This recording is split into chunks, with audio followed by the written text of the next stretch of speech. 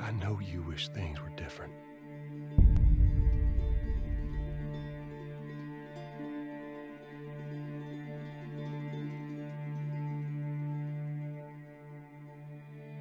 I wish things were different. Ellie! But they ain't.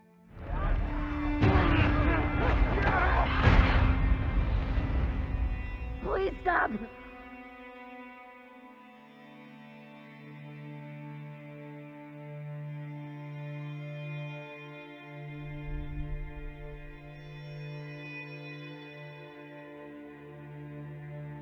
I'm leaving tomorrow.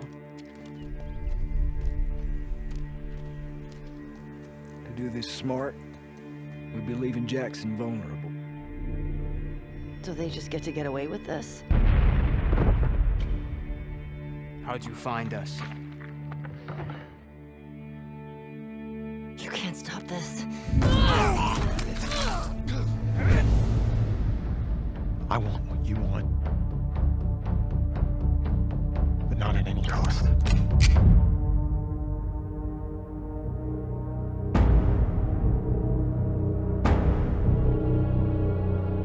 I really hope you make it.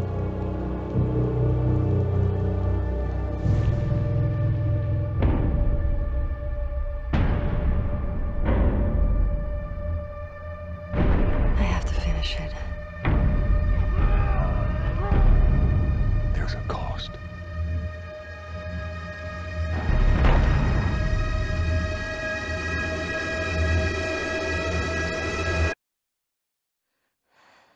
We could have killed you. Maybe you should have.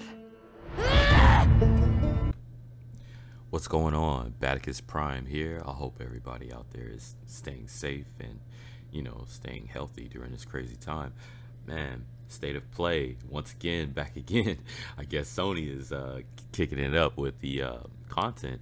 So this one is going to be brought to you by Naughty Dog, and we're taking a look at their June release of The Last of Us Part 2. So I know a lot of us have been waiting. I mean, I myself have been waiting for this just to see more gameplay since the 2018 E3 gameplay trailer. And I'm very excited to see this story unfold as we step into Last of Us Part 2. It's very, I mean, wow. The zombies, yeah, the zombies are one thing, but oh my gosh, this story, just from that trailer at E3, that story alone was just so much. So let's just take a look at what they have in store in June.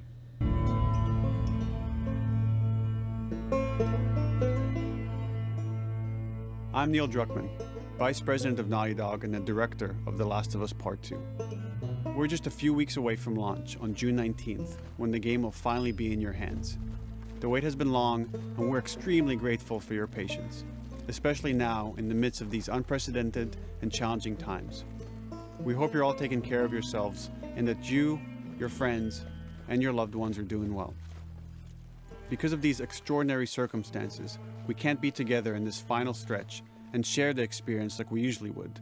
So today we're trying something different. Something we've never done before.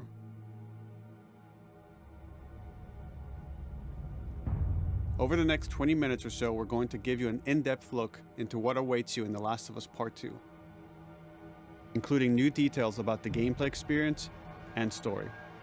And to cap it all off, we'll be showing a never-before-seen, lengthy gameplay sequence. You'll definitely want to stick around for that.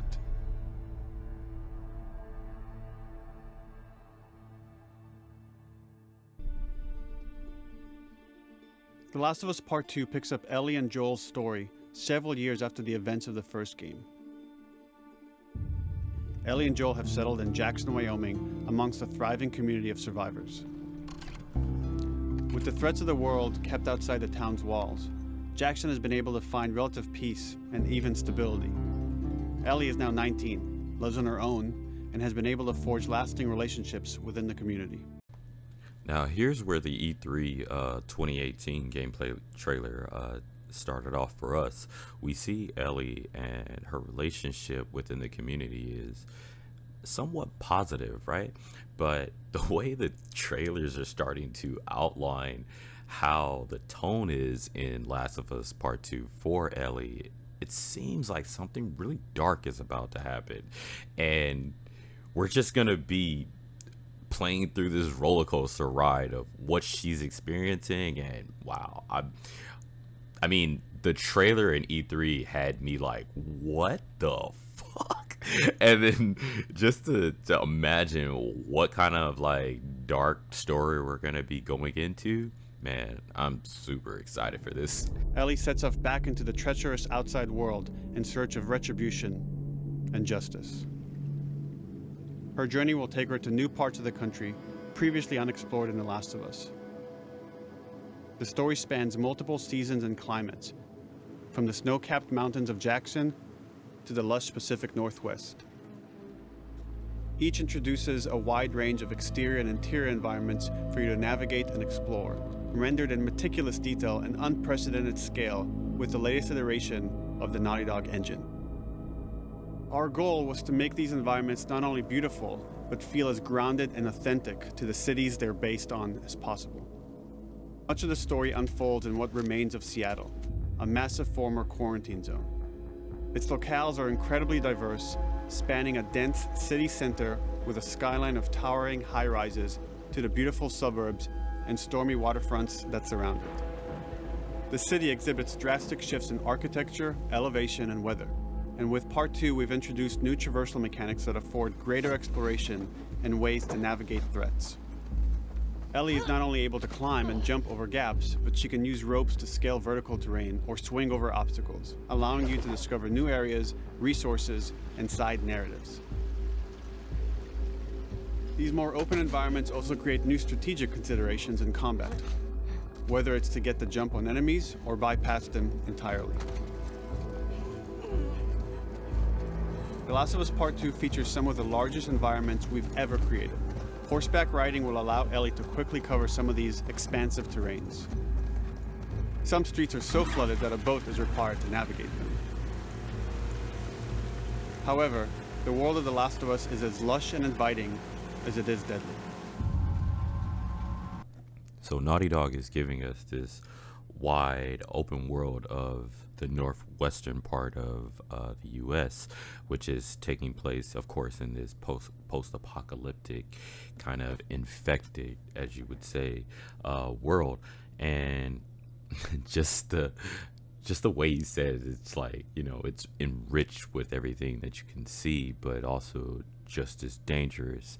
It's just letting you know that, like, you know, don't be fooled. Yes, it looks really nice, but this is not a nice place. As Ellie uncovers the path to finding those who have wronged her, she must face the many threats of this unknown city. In the wake of the pandemic and the fall of the quarantine zone, Seattle has become a war zone, where two warring factions find themselves in an ongoing conflict for territory and resources. Of course, when you find yourself in these post-apocalyptic zombie-ish infected worlds, you're gonna have factions that are taking over the resources, right? You gotta have factions. So we're given these two rival factions that we're gonna have to face as Ellie. One's called the Washington Liberation Front, or WLF, and the second is the Seraphites, or the Scars. Now, these two factions are going to be basically in this world that we're going through as Ellie, and I'm pretty sure every time we encounter them is going to be some type of crazy encounter, not to mention we have infected going around. So just imagine just traversing through this world and trying to be as stealthy as possible, trying to not be noticed by infected or noticed by any of the factions. One of these groups is the Washington Liberation Front, otherwise known as the WLF. The WLF are a militia group that began as resistance to the military occupation of Seattle, and eventually wrestled control of the city from them. They are highly trained, organized, and well-equipped with weapons they stole from the army. They occupy much of the city, imprisoning or killing trespassers on sight. Hey, we got another trespasser, a girl. Did you see her? On the other side of this bloody conflict is a group of religious zealots called the Seraphites, or Scars, defined by the self-inflicted deep cuts that they bear across their faces. Like the WLF, they're deeply tribalistic and territorial. They're known for being stealthy, using overgrowth as cover, and they use more silent weapons like bows and arrows. Clip her wings.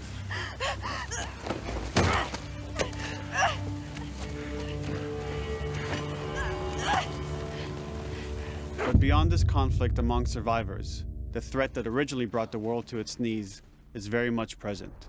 Every human is in danger of falling victim to the infected. Now you are one ugly mother. I swear these infected are just seeing them again, or seeing them now. I mean, like, wow, this is like really kind of creepy. And they're gonna have I believe better infected or different infected running around. So not only are you gonna see the same kind of infected humans from part 1, but you're gonna get brand new infected encounters for Last of Us Part 2. They are the recently infected runners, who are more numerous and aggressive in this game. The blind but extremely deadly clickers, and the stalkers, who sneak and hide until they're ready to attack, surprising their victims with extreme agility and brutal violence. The Last of Us Part 2 introduces new stages of infected, such as the Shamblers. Large, heavily armored enemies that are covered in pustule. Upon getting close to you, they expel a corrosive spore cloud that burns its victims. But our most terrifying and lethal new forms of infected will have to wait until you play the game for yourselves.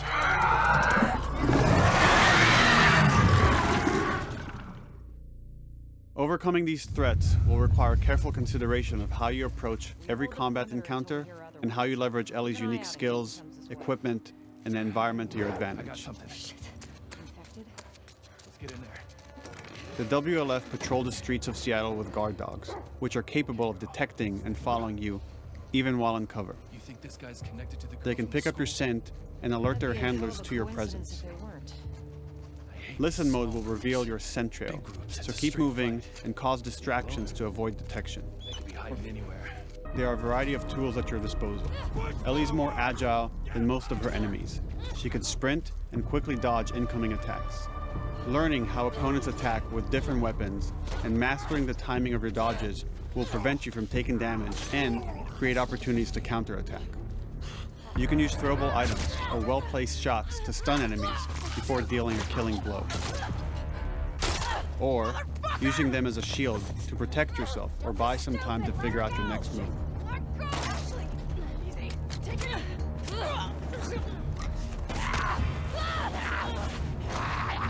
Ellie isn't always alone on her journey. Allies will take part in helping you navigate the environments, spot enemies, and meaningfully help you in combat encounters. Back off!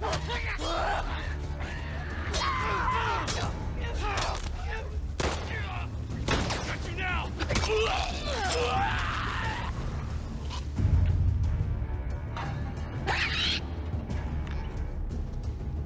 Between the human survivors and the roaming infected, there will be times where multiple threats are present, creating new strategic considerations and opportunities.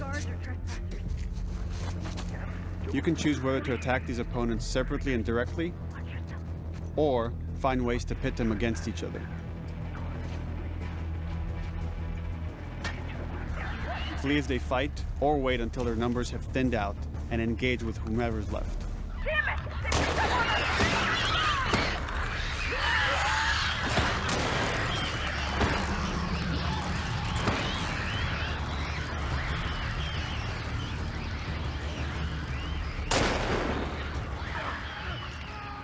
Our goal is to create unparalleled tension, coupled with deep systems that give you greater control and influence over your journey. As you play, you'll be able to invest in a broad collection of crafting items, weapon, and player upgrades through training manuals scattered throughout the environment and scavenging for ingredients. These skills and upgrade manuals cater to a variety of playstyles and the choices you make will create your own distinct experience. We also wanted to extend that agency and personalization to your weapons through our new workbench system. Scavenge for parts to modify and improve your weapon's performance and attributes, all of which are visualized and become part of your character.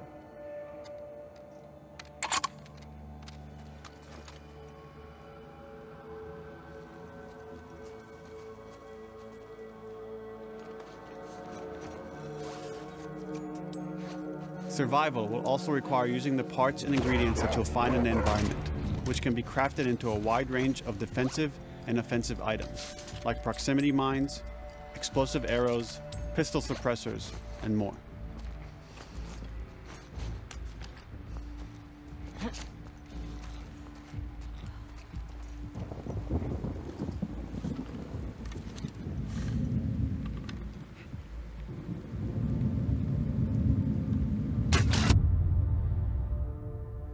All of these gameplay systems are meant to immerse you in the world and make you feel in lockstep with Ellie's emotional journey.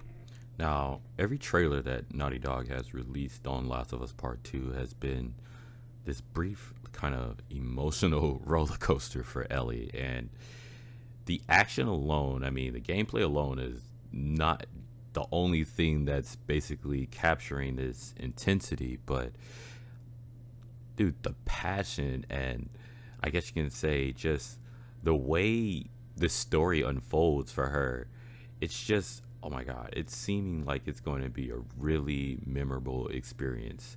And I'm very excited to see what Naughty Dog is going to bring to us in June. This is Batitcous Prime, thanking you once again for coming by my channel and checking out my videos, and hope you guys all stay safe and see you next time. As we've said before, this is Naughty Dog's largest, most ambitious game. It may seem like we covered a lot, but we've only scratched the surface of what it's like to play The Last of Us Part 2.